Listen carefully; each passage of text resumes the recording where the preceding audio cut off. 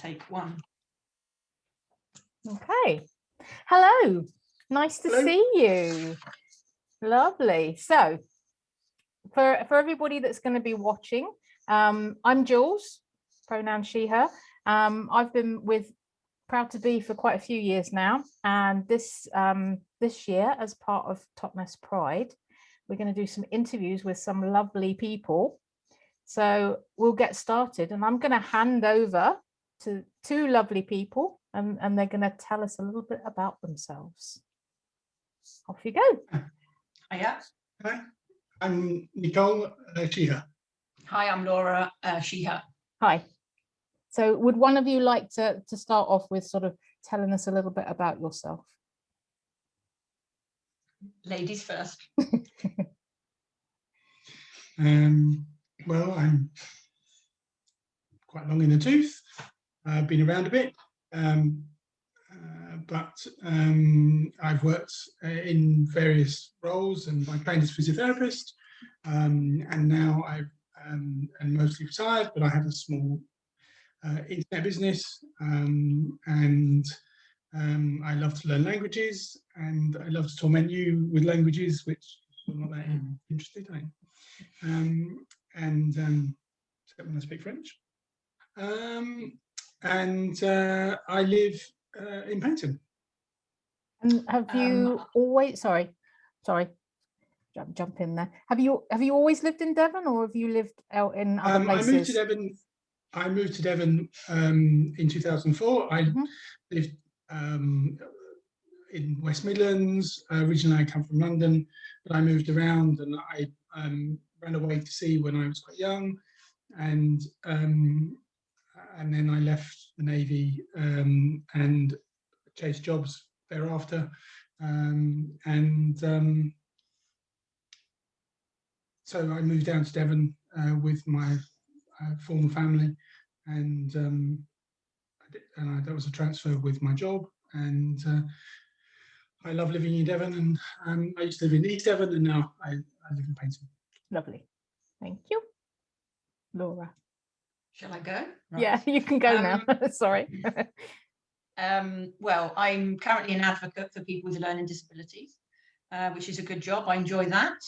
I enjoy camping and sort of outdoorsy activity and gardening, and I enjoy the sea particularly. That's why I like living in Devon. We've lived here for nearly 2 years, and I particularly like living near lots of beaches. It's very cool, especially because we can go to the beach after school and after work. So that's really cool. Very nice. Yeah. I don't know what else to say, really. No, that's fine. That's lovely. Thank you very much for that. So next question then. So we're going to go back a bit in time. So when and how did you come out, if you did, and who was the first person you came out to, and what sort of reactions did you get? Well, the person I first came out to was in 2009, and that was one of my best friends from school, actually, who was pretty much just flabbergasted and really quite taken aback. Really? Then after I told him to keep it to himself, and so he immediately told my other best friend. That was nice. So I was outed. So, oh, right. He outed me to my other best friend. So anyway, so that was when I first came out, but then I didn't really come out until 2015. But the best reaction was my aunt when I came out to her, because she said to me, well, I've got two things to say to you. Firstly, I'm really sorry you've been unhappy for a long time. And secondly, in the picture you've shown me, because I hadn't transitioned completely then, the lipstick you're wearing is a little dark. And considering I'd spent quite a long time practicing that conversation, it was both a frustrating and wonderful reaction. Yeah, yeah, absolutely. And she's you know, quite old. Yeah. So yeah, I mean that's that's quite amusing what she said, but yeah, I mean, considering her age, you could have had a lot different reaction. So I mean that, Yes. you know, that was quite supportive actually. So yeah. Okay. Did you want to say anything, Laura? Well, I came out when I was 36, so 4 years ago, and you know, the reaction from my friends and my family were positive. Yeah, they were pleased that I would be happy in the end. Yeah. So yeah. Lovely. Okay, that's good. So this next question, so thinking about when you were younger, obviously, you know, if you've come out later on in life, then this may not sort of apply, but what was life like as you were sort of growing up and as a young adult? What were the sort of difficulties, and what were the good things? So would one of you like to speak? Yeah. Okay. I think when I was a kid, because I wasn't out then, I guess, and also it's a bit the way you're raised, but I could see that it was a bit of a taboo to be gay. Yeah. Then, and this was, you know, I was in high school in the 90s, and I remember that there was a girl in my year, and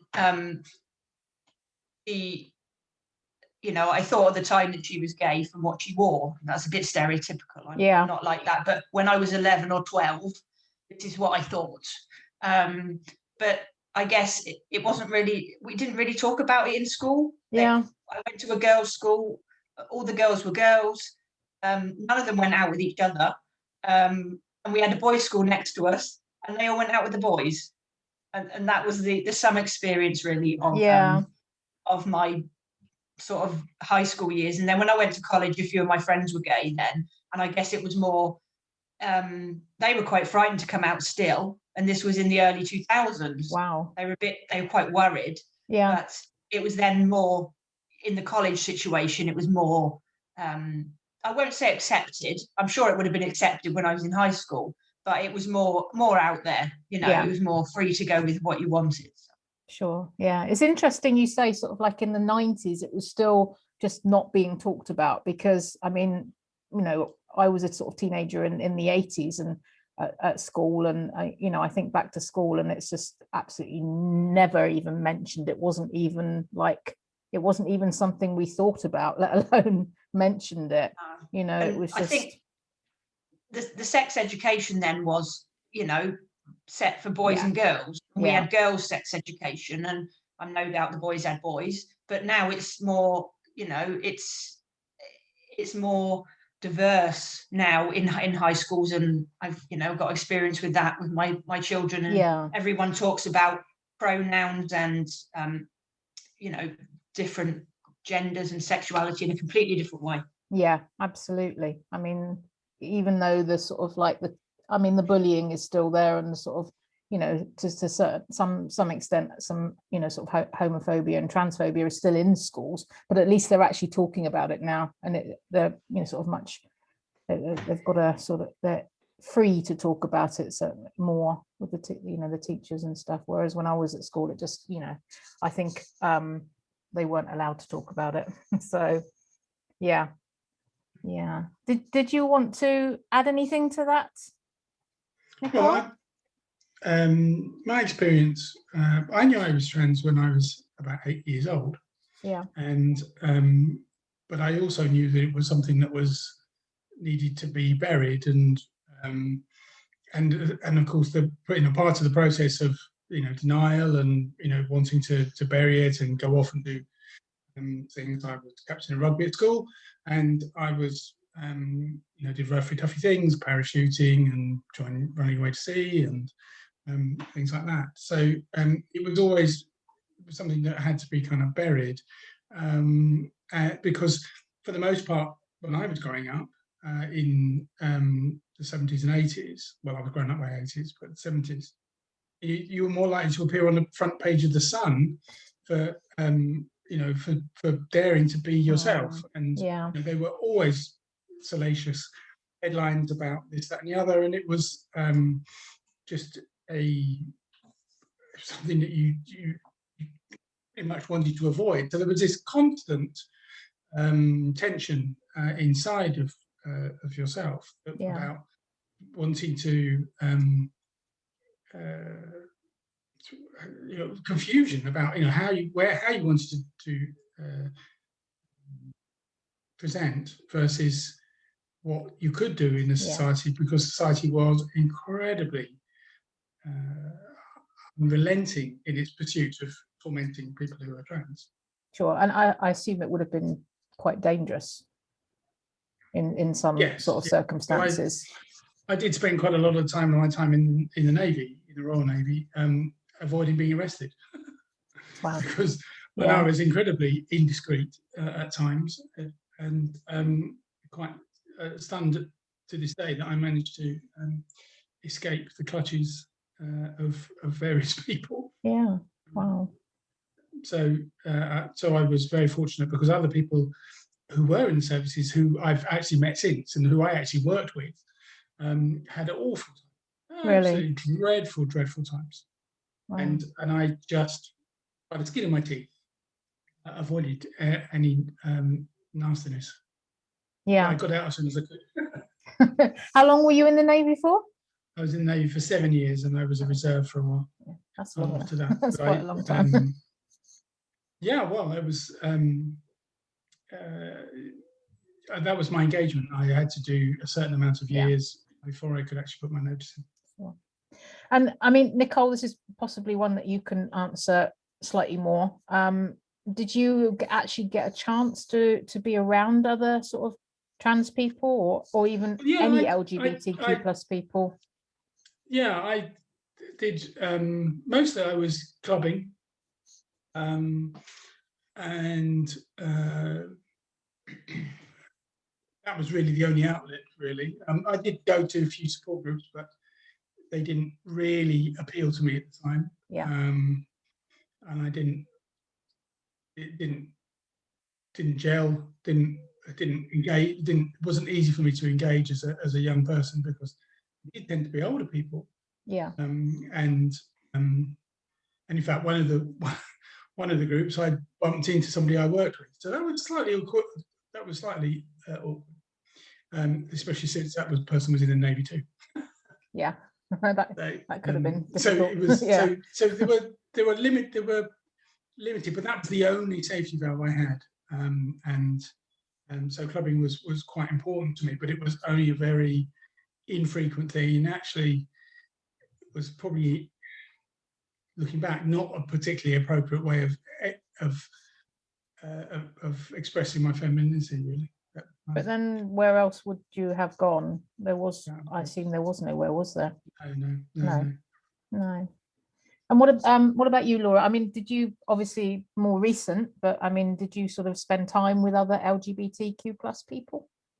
Well, I have done, throughout my whole life, to be honest. I've always, I've been attracted to gay men, and I like the company of gay men, and I have done since I was a teenager.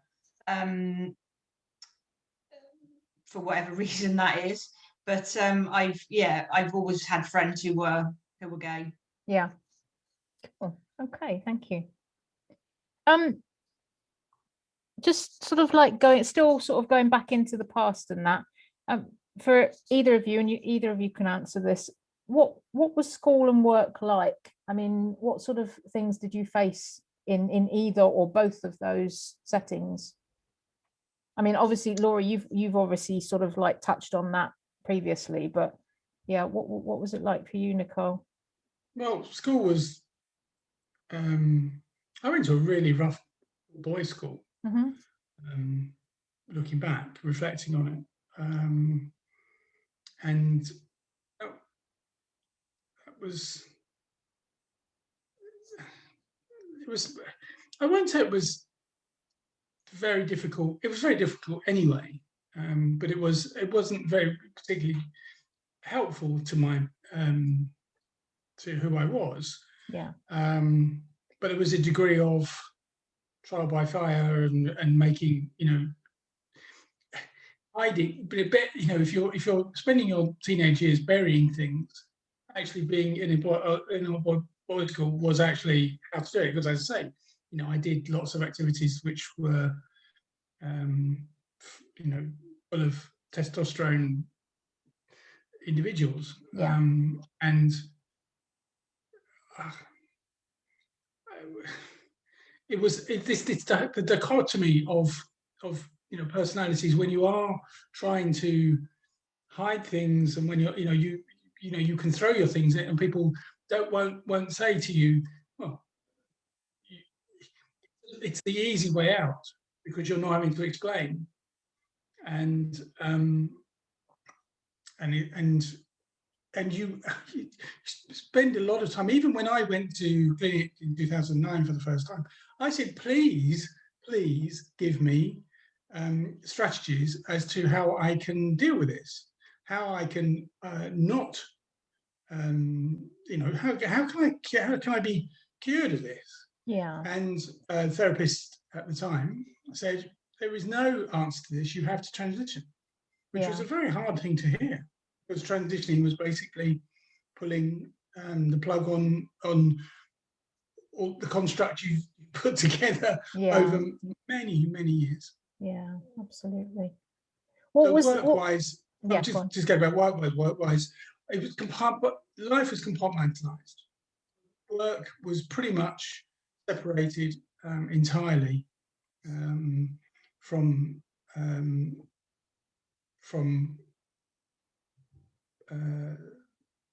my life, really. It was just, that was work, and I did progressed in my career to a pretty senior level.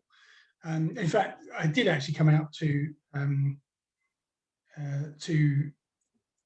my workmates at a late stage, but they were very supportive then. But, that's good to hear. But for the majority of my career, it was not something that I did. Okay, thank you. Since both of you have come out, has there been anything that's been sort of particularly difficult for you, or that you found a struggle?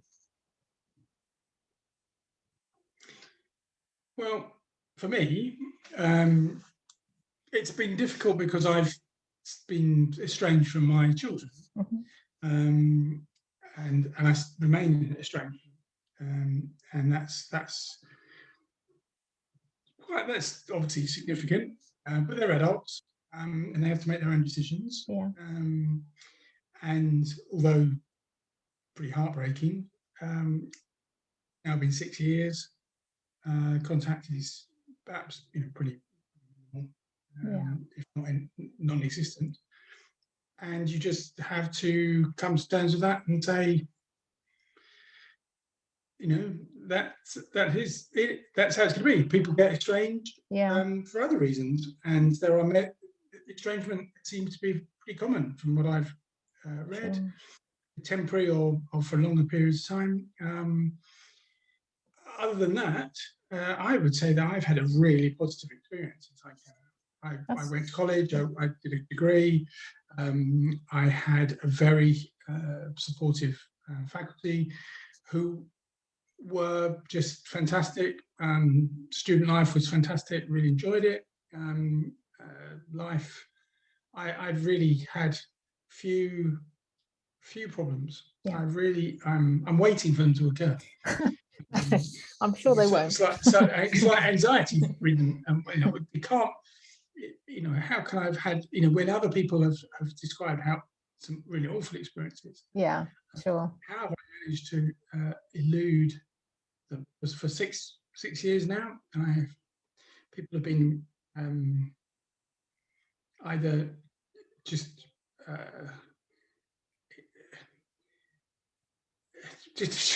either just doesn't come up. For instance, I'm a director of my the management company of our apartments, and I was voted into that position unanimously by all the residents. And kind of, wow, there you go. And this is in somewhat, I would say, somewhat conservative area. That's good to hear. That's good to hear. Obviously things are changing, and that's, you know. I can only, as a trans person, I can only speak to my experience. Yeah. If you've spoken to one trans person, you've spoken to one trans person. Yeah, absolutely. Yeah, sure. But that's been my lived experience so far. As I say, it'll come tumbling down tomorrow. Let's hope not. No, I'm sure it won't. Laura, what about you? I think for my children, it was particularly difficult when I came out. Yeah. And that's why I started going to Proud2Be, because I looked for a group that was family friendly, that they could go to and see other kids with a gay parent or gay parents or whatever. So it was hard for them, and but now they embrace it really, and they're very they're accepting of gay people before, but when it's your parent, I think it changes things. But now they're fine, they're fine with it. But I think I'm continuously changing how I present myself, which has been a bit of a thing in my head. But when I came out initially, I was quite feminine, and then my hair went, I had it cut, and I'm continuously sort of thinking how I want to present myself to the world, and that's taken. I didn't realize it would be a thing, but it is a thing, and it's taken me well, we're still 4 years now down the line, and I still feel like I'm not quite where I need to be. Yeah. I love being out, and I love boobs. So I love the fact that we can talk about that to the world. Yeah. That makes me thrilled. Yeah. Yeah, it's nice. That's good. It's always good to talk about those things. Yeah. No, I agree. I mean, it's having come out as well later on in life, you kind of I mean, you see it in young people, having worked with young people in the youth group, you see them go through that stage of actually discovering themselves and changing things, and they might play around with their name and their pronouns and their look and everything. You don't expect it when you're older, do you? You sort of I feel like I'm a teenager actually, and I haven't got to quite where I should be yet, and I'm old enough to know better. No, definitely not. I think no, I certainly went through a teenage period. Yeah, I went. Because when I transitioned really in 2015, I was wearing a hairpiece, and underneath it, my hair was growing out, but I had a bright red Mohican. Yeah, it was hidden, so it was kind of this as I presented at college, this kind of somewhat demure, and hopefully demure. Goody two shoes. Goody two shoes. Yeah. And then underneath there was this right, fantastic bright red, and I remember showing one of my friends who was a hairdresser who had hair, and she like, oh my god. You're a teenager, and I think that I have, and it was the teenagerhood that I was denied. Yeah, absolutely, and that's what it is, isn't it? When you come out later, I think. Teenagers. Yeah, we are. Isn't that wonderful? We're all teenagers. I might never not be one. No, don't grow up. No, definitely don't grow up. I think that's overrated. Yeah. So, thank you for that. The next question is kind of for both of you, so you can take it in turns, or one of you can speak for both of you, whatever you want to do. So how did the pair of you meet? Where did you meet? Would you like to answer that? No, I'm sure you'd like to. Okay. Well, we met at the Proud2Be group, and we were kind of friends, and then we were more than friends. So that was that, really. That's it. Over quite a long period of time. Yeah, it was. Yeah. Because thinking about Proud2Be, which is just to build on your point before, Proud2Be is a brilliant group. It's about it's a social group, and it's about meeting people. It isn't about trying to hook up with people. And in fact, I would say that was quite unusual, really, for people to to actually happen. And we were friends for a long time. And in fact, we met when you came to the group first time, and I was kind of on meet and greet. You were, and a good job you did too. You were on the door. Well, I wasn't on the door so much as just it's really quite intimidating when you go into a group, Yeah. and everybody's got friends, and you don't quite know who you're going to talk to, and we just got, we just chatting, and without it was the way it was professional to begin with, and then it grew from there. Yeah, that all seems like a long time ago. Because I obviously, having been with Proud2Be for quite a while, I remember you both sort of coming along. So, but obviously, with what's happened in the last couple of years, it just like seems so far. The social group seems so far in the past. It's like, yeah, Absolutely. Yeah. So yeah, but that's really nice that you met there at the social groups. That's lovely. Yeah. Okay. Next question then. So, thinking about Pride events, and I know you've both been to Pride events. What would you say is your happiest memory from any Pride event? And you don't have to, I'm not going to make you talk about Totnes Pride. It could be another Pride. That's fine. But, that's good, because I wasn't going to. No. Should I not say that on camera? We can edit that out later. You're allowed to. No, you're allowed to mention other prides. You're okay. So any Pride event. Other prides are available. Yeah, they are. Yeah. So any Pride event, what would be your sort of best or happiest memory from one of those? Who's going to go first? I go first. Okay. I went to Exeter Pride, which was the first Pride I went to in Devon. Actually, that was the first Pride I'd been to, full stop. Yeah. And that was, I don't even know when it was, a few years ago, 2 or 3. Yeah. When we were allowed to do Prides. And my friends came from Wales, my close friends, and we had a fantastic day. I was just loving the fact that I could be out and at Pride, and it was just brilliant. And then I saw Nicole, and this was before like we were going out, and I thought, wow, she looks so hot in what she's wearing. Lovely. She had a nice all black outfit on. Very nice. She was swanning round in. Not much else really, was there? There were bits that were unexpectedly exposed. I thought then, wow, she's quite hot. And my friend that I was with was like admiring her as well. And I was like, no, keep your hands off. Yeah, you were claimed. It wasn't long actually after we met as friends, was it really? No. I've been lucky enough to be involved in Totnes Pride on the volunteering side, and for I think probably until we stopped Pride marches. I think I've done photographs for Pride. Maybe 3 years. Yeah, probably. Running. Yeah. And so I've loved doing that, and that's given me an opportunity to really swan around and meet lots and lots of people, and people are really happy and enjoying themselves and really feeling safe. And I've had a great time taking photographs. Yeah, some amazing photographs, I have to say. You're a very good photographer.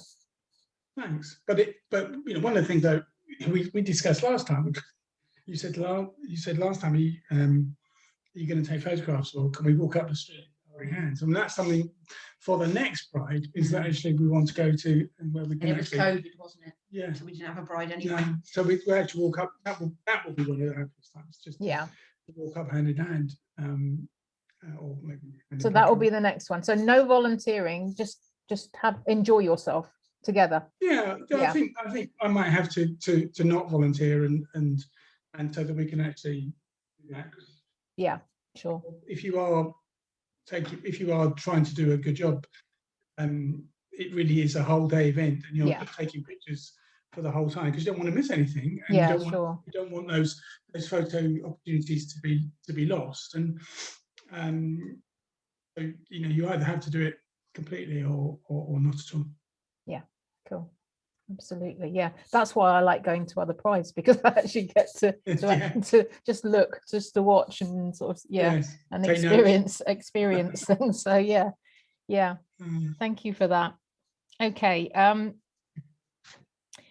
We're going back in time again, way back. If you could go back and tell your younger self something, what would it be?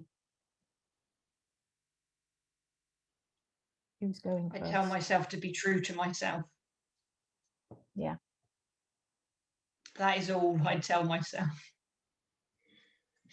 I've contemplated this question quite often, and I've really not entirely got a satisfactory answer, because if I went back in time, that person would still be growing up in the same environment, that the same pressures would be still there. And if you were to say, come out, stop procrastinating, stop saying this, that, and the other, and these are the reasons why you can't. The pressures would be so different, or would be almost crushing at that time in the 70s and 80s. That I'm not sure that would be great advice for them, because I think if I was to go back to, if I was to meet myself growing up now, I'd say, do not mess around, just come out now. But again, there are pressures here. If you come out now and you get referred to a gender identity clinic, there are pressures there, because you can't progress anyway, so you're in almost in limbo. But I would say, to people who are young, because then you have an opportunity to have your whole life. Because I've found, since I transitioned, more peace than I would ever have imagined. The rest of my life is almost a shadow in comparison to where I am now. Sure. And that is almost, there are some very positive things that came out of my life, and there were achievements and things like that. But the inner peace that I have now is something that would have to be weighed against it. Yeah, absolutely. Yeah, that's quite a big thing, isn't it? That's quite a moving thing. Yeah, thank you for sharing that. And lastly, your advice to young LGBTQ plus people now, what would it be? I don't know. I have to think about it for a second. Well, you go first. I think giving unsolicited advice to anybody is difficulties, and I think that when you're an older person, you have a completely different outlook than young people have. Yeah. And foistering your experience and saying, well, I would do this, I would do that, is a very, very bad thing to do, because they're living in different times, and with different pressures, and I would be very hesitant to offer advice. I think perhaps the only thing I would say is that I can say, from a lifetime of saying, let's park that, let's kick that tin can down the road, that for trans people, it is very difficult to escape having a different brain makeup than cisgender people. And it haunts you if you don't do anything about it. Right. And it just keeps on coming back, and it is literally in the shadows all of the time. And it needs to be,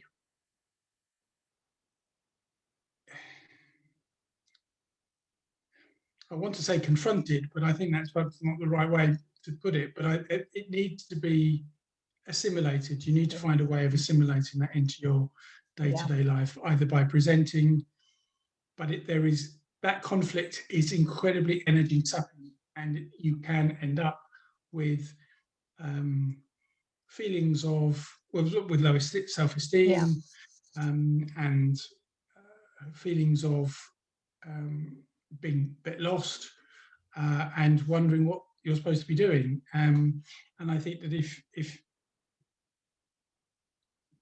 now is probably the best time ever really for coming out, but it is still not easy. Yeah, absolutely. Yeah, thank you. I think that's the same as being gay, though, if you hide it also. The same as trans. It's hard to hide it. Does eat you. Yeah. But there is perhaps a slightly more confused thing about trans, is that your sexuality is very fluid, really, and you're trying to find the way ahead. But because perhaps your physical presentation, maybe it's as simple as that, but the way you're presenting to the world is getting where is your sexuality? Who are you attracted to, and who are you? Are you being forced into a particular sexuality by influence? So, well, if you're female, then this is your sexuality because that's the heteronormative thing to do. So you're attracted to men, or are you? But things change as you move along. What many people call a journey, and which I think is about, which I'm not very fond of as a word, but it is actually quite descriptive about what's happening, because it has twists and turns, and it rains and sunshine, and things happen along that path. But things can change, and so you can be presented. Things really do change when you do